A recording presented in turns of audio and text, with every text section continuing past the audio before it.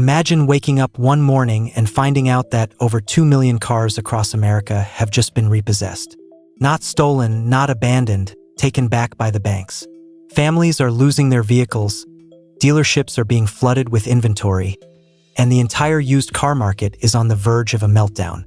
This isn't some distant problem or a one-off headline. This is happening right now, and it's shaping up to be one of the biggest automotive disasters in modern history. For years, Americans were told, "Buy now, pay later. The market will only go up." But today, that bubble is bursting in real time. We're seeing banks dumping repossessed vehicles at auction, dealers scrambling to move metal, and ordinary buyers suddenly realizing that the car they paid way too much for last year is now worth thousands less than the loan they still owe. And it doesn't stop there. When millions of cars hit the market all at once, prices don't just dip, they collapse. We're talking about a potential freefall that could send ripples through every corner of the auto industry, from the big manufacturers down to the smallest used car lot in your town. So today, we're diving deep into what's really happening behind the scenes, why so many cars are being repossessed right now, how the banks are flooding the market with inventory, and most importantly, what it means for you, the American driver. Buckle up, because this is the repo crisis of 2025, and it could change the way you buy a car forever. The numbers are staggering. Over 2 million vehicles have already been repossessed in just the last year, and industry insiders say the wave is only getting started. That's not a typo.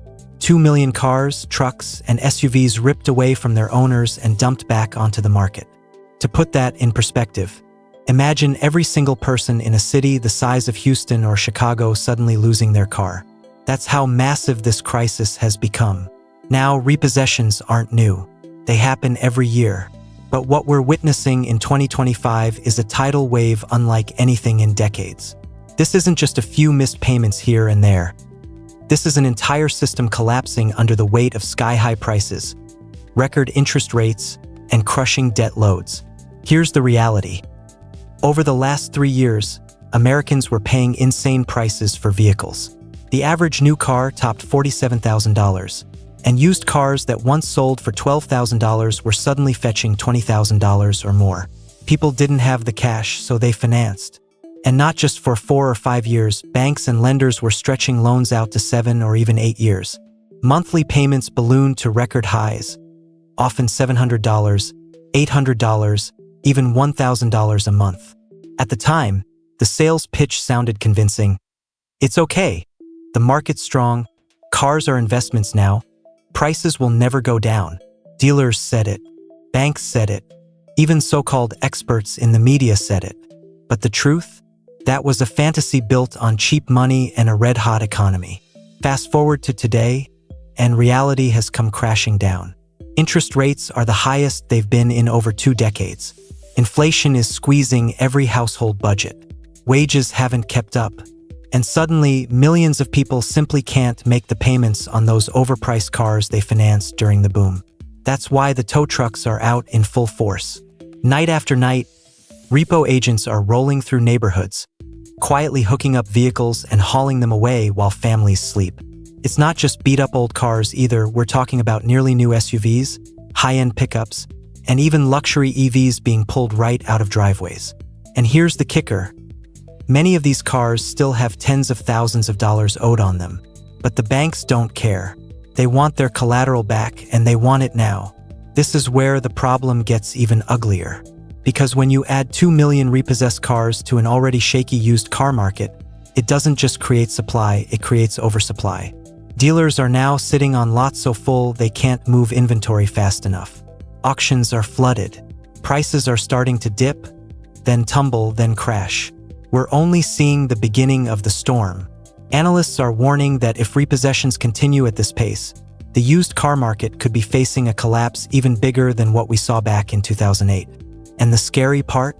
Unlike the housing crash, this time it's not just about banks and investors. It's about everyday Americans who thought they were buying reliable transportation and instead walked straight into a financial trap. This is the repo explosion. Perfect storm of bad loans, bad timing, and broken promises. And the fallout is going to shake the auto industry to its core. So how did we get here? How did America go from record-breaking car sales to a repossession crisis that's flooding the market with millions of unwanted vehicles? The answer comes down to 3 words: debt, greed, and rates. Let's rewind the clock a few years. In the aftermath of the pandemic, the auto industry was turned upside down.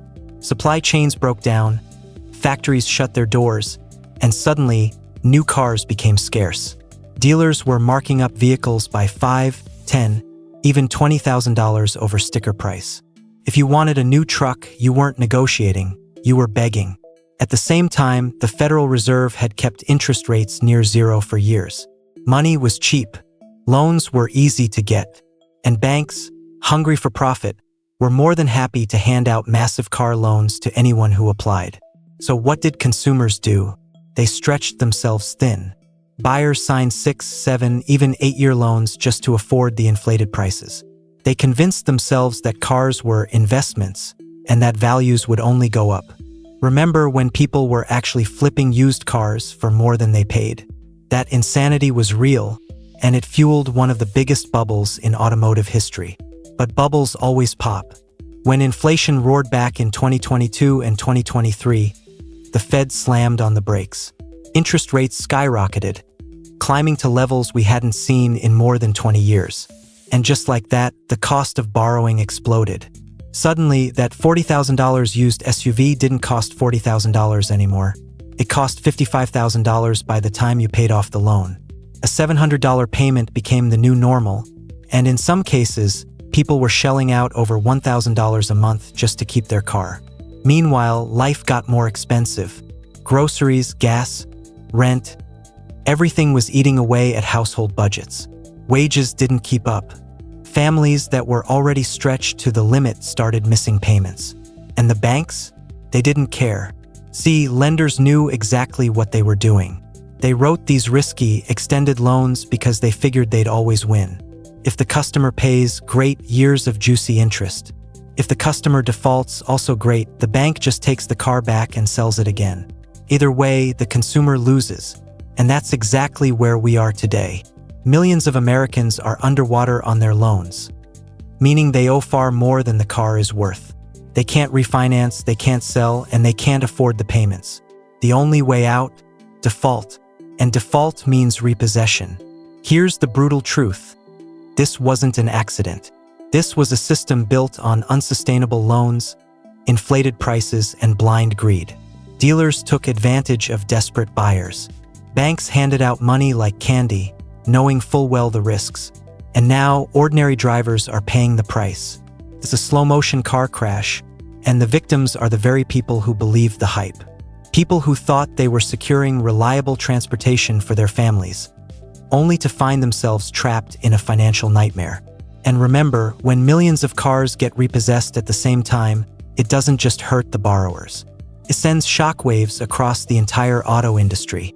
Manufacturers, dealers, lenders, they're all feeling the squeeze. This is why it happened. A toxic cocktail of cheap money, inflated prices, and reckless lending. And now the bill has come due.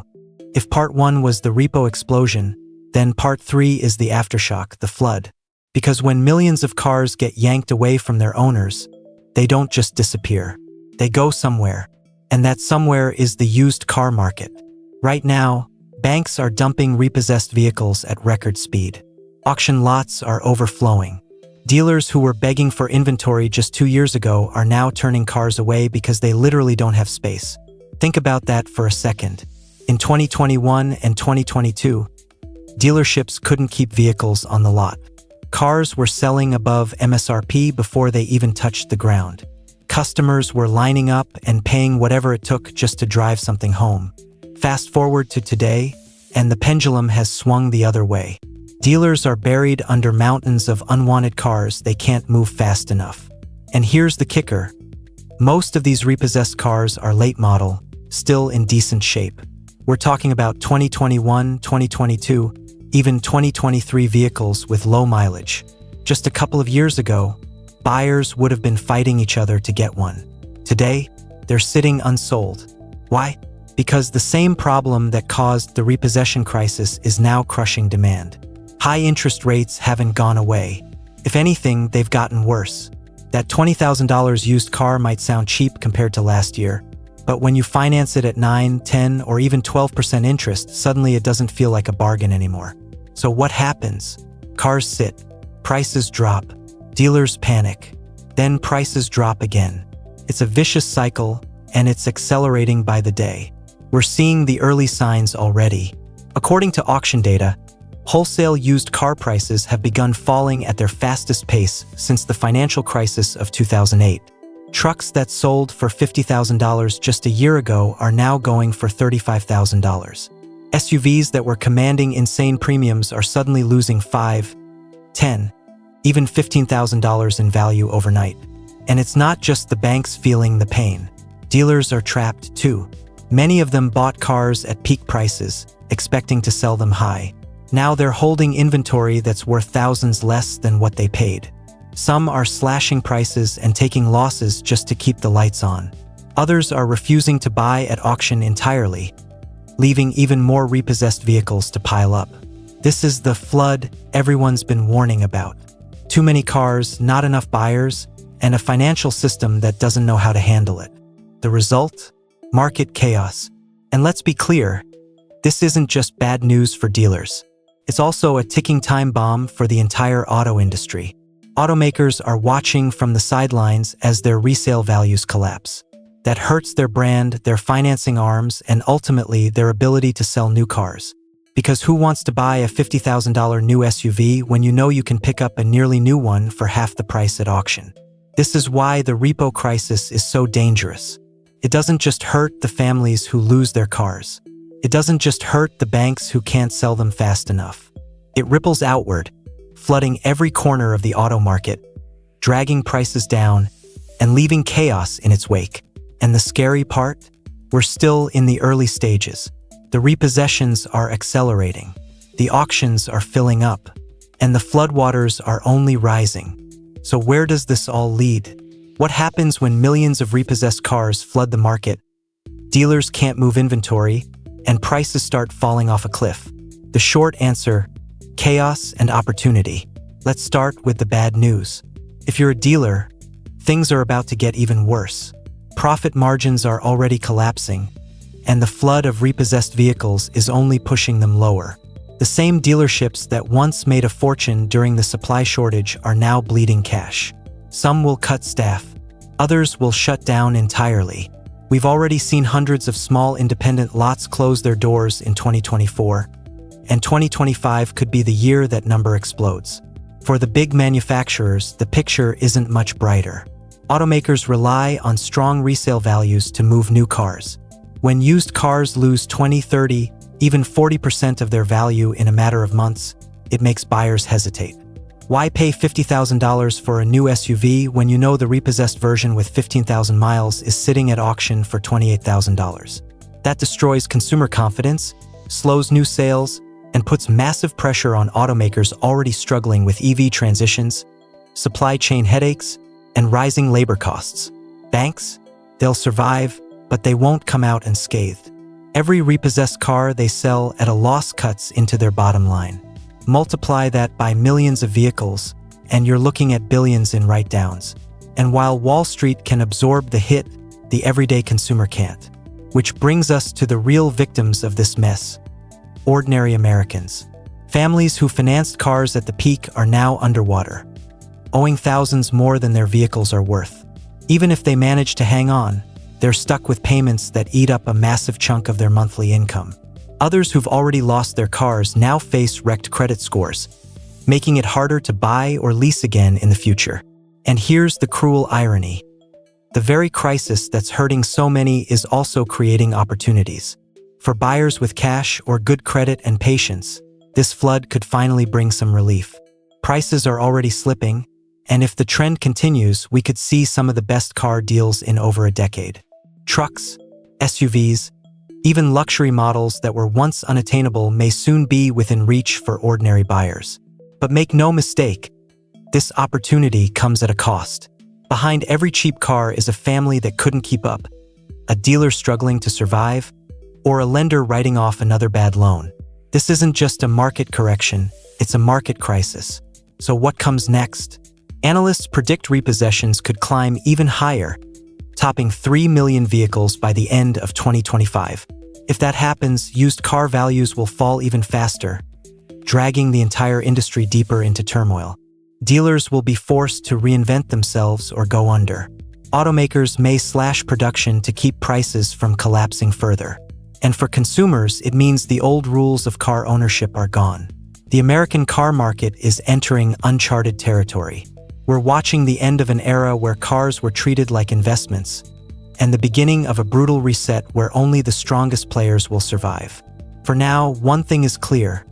The repo crisis is real, the flood is here, and the fallout is only just beginning. So buckle up, because if you thought the last few years were wild, the real ride is just getting started.